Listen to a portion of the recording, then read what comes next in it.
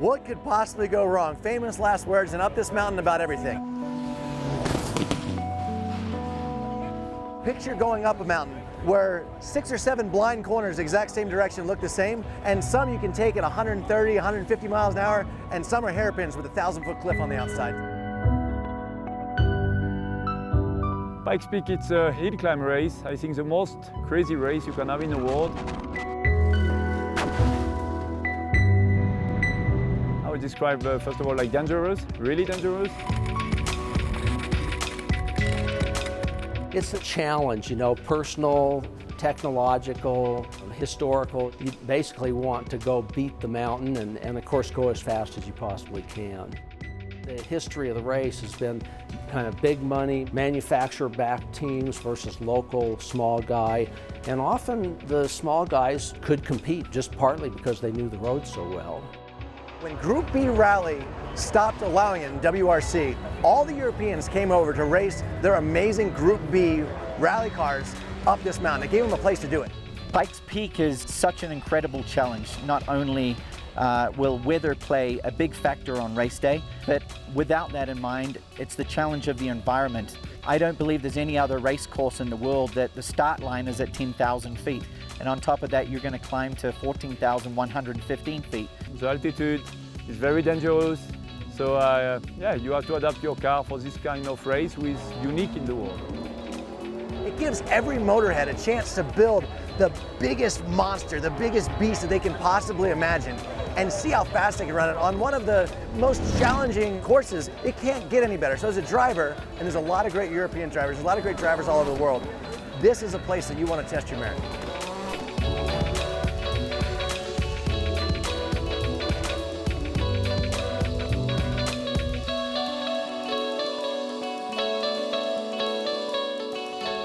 Everybody has a chance. You could have on the podium a rally car, an Indy car, and a NASCAR. And that doesn't happen anywhere. You have so many cars that are just down to the basics, garage-built beasts. This car was originally a Wells Coyote that was made for the dirt when it was all dirt. And as they changed the course, we decided to change the car instead of building a new car. It's about 900 horsepower at sea level, and it's a beast. You get to see everyone's different interpretation of what's going to be the best, most highest horsepower, aerodynamic marvel they can possibly make. And then you have some multi-million dollar teams. This race was always really famous in Europe when I was a kid. You know, I was fascinated by this race and this film about what I saw about these big drivers all the time. And I said, oh, one day I would like to do that. Volkswagen here, they've got an amazing vehicle, they've got an amazing driver, and it's an incredible combination. Will they beat the record on the day? I feel that they have the technology and the speed. I think you may see the 8-minute barrier get beaten. We want to break the electric record and bring it to Volkswagen. We were here 30 years ago and it didn't go so very well. We just stopped before the top with a winning car, and so of course that's like a little black note in our Volkswagen Motorsport history. To design the Pikes Peak car is for sure very complicated because you only can test the week before the race. We did a lot of simulation. We really pushed a lot to try to make the lightest electric car as possible, and that was our main goal. And one of the benefits of this electric car in Pikes Peak is that for sure with the altitude we will not lose any power. That's the main thing. The mountain seems to dictate what it's going to happen that day. The weather comes in the afternoon, usually about 11 o'clock. We start getting thunderstorms. It could be 70 degrees down here and snowing up top. The first time I drove this race, 2012, actually I was leading the race nearly to the top, and suddenly it started to rain and after snow. But you cannot do anything. You are a passenger of the story. You just try to get to the top because you know that you want to finish first. It's risky, so you don't want to do any mistake, but you cannot control it. That's one of the problems of this race. The mountain will decide, and you cannot decide anything.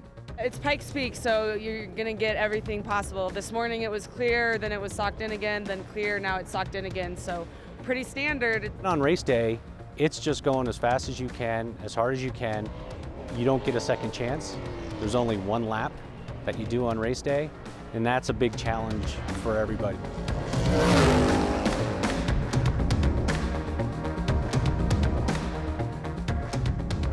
This is Bentley's flagship, the Bentayga, powered by a 6-litre twin-turbo W12 cylinder. Our main focus is to prove how fast this SUV is and break the SUV record that stands right now at 12 minutes and 35 seconds. In the Porsche GT4 Cayman Club Sport class, it's the perfect starting area to do it as safely as you can do Pikes Peak. It's still dangerous, it's still fast. Definitely my main goal is not to go off, but having said that, it's definitely more fun to win than it is to lose.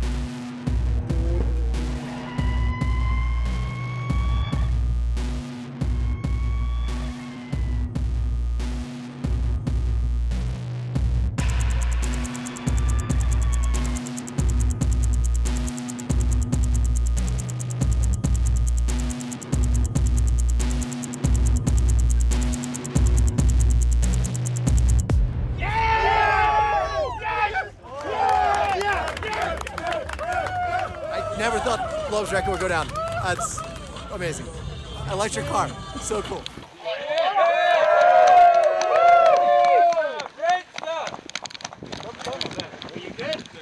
The team incredible, the atmosphere incredible, the challenge incredible. Yeah, I have a lot of emotion. Sven, can we just get a quick word? Was you talking to Romain? Yes. What did you say? Cool.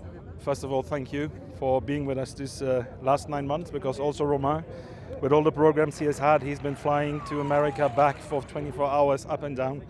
So a massive congratulations. He did what we asked him to do and drive the car without any mistake.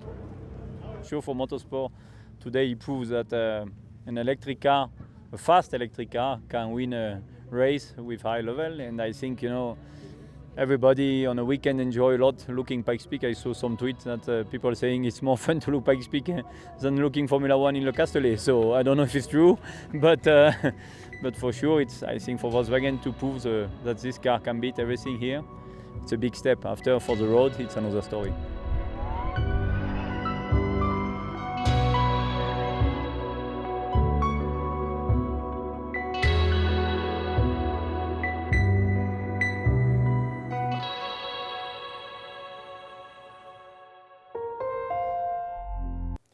Hey guys, Travis Pastrana here from Nitro Circus. If you liked what you just watched, be sure to subscribe to the Red Bull Motorsports YouTube channel and turn on those notifications so you don't miss out.